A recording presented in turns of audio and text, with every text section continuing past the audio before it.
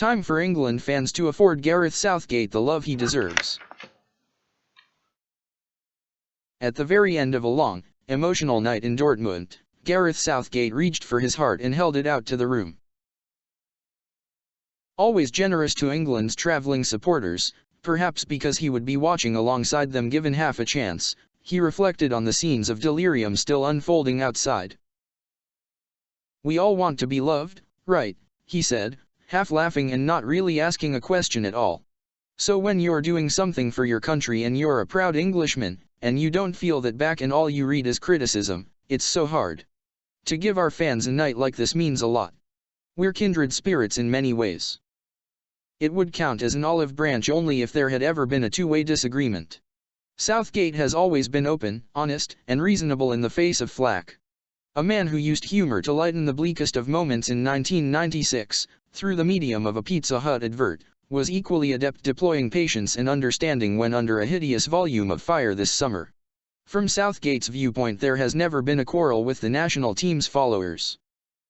It is time for those fans, and others in England's orbit, to afford Southgate the love he deserves. Nobody with a healthy sense of perspective could deny he has brought the country a seam of success unprecedented in its modern history, one that could be enriched heavily with victory in Berlin on Sunday. Southgate's future after the final is unclear, but, whatever his fate, a journey will conclude. His route through Germany has become a strange personal voyage, played out in public to a large degree, taking him through places he might have thought were consigned to the past. The aftermath of England's draw with Denmark, a stodgy performance in their second group stage game, represented a low point in their manager's career.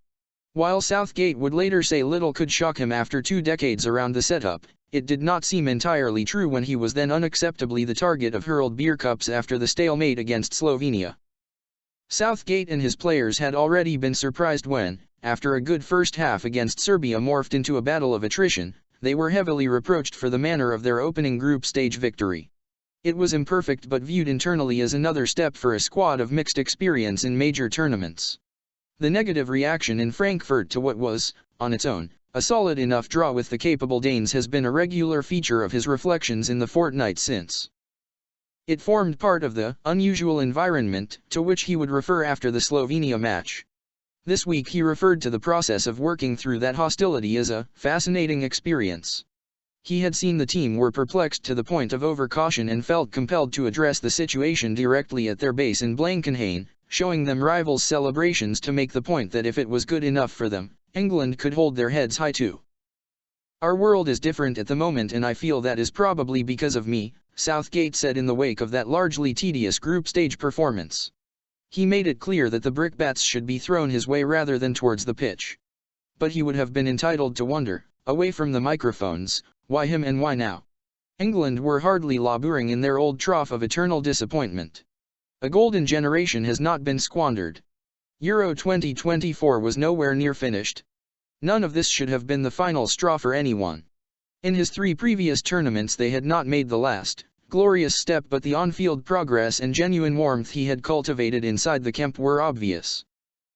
Perhaps Southgate had fallen victim to the swelling perception, heightened by England's failure to twist the knife in the Euro 2020 final with a country primed to erupt, that he is too cautious. But maybe there was something broader going on too.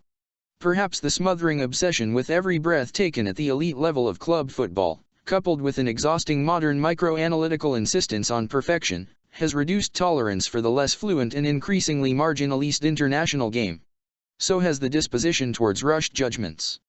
Zoom out further and Europe has become a skittish place that, notwithstanding recent election results, too easily braces for disappointment.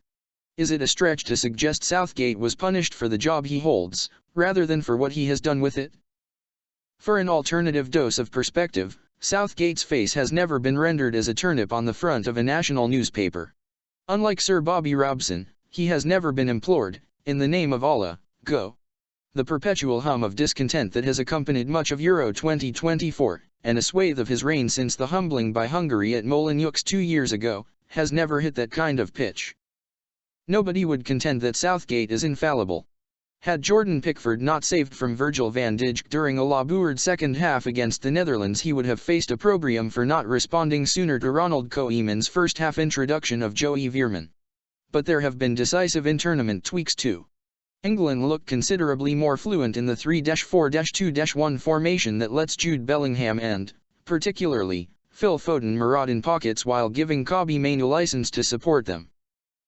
For anyone questioning his substitutions, bringing Ollie Watkins in from the cold to examine Stefan de Vrij's immobility was a masterstroke that may have changed history. The players feel protective towards Southgate, even if their involvement has been sparing. The real togetherness we have inside that squad is really around what Gareth created and what helps us go deep in these games, Luke Shaw said on Monday, 48 hours before that was proved again. The former Scotland manager Andy Roxburgh once used a good line that a manager's demeanour in his post-match interviews is an advert for the health of your team. Southgate, upfront and earnest throughout the past month's spiritual ride, reflects an England side impossible not to like. In doing so he presents a manager who has earned the right to be adored as he sets out for Berlin, too.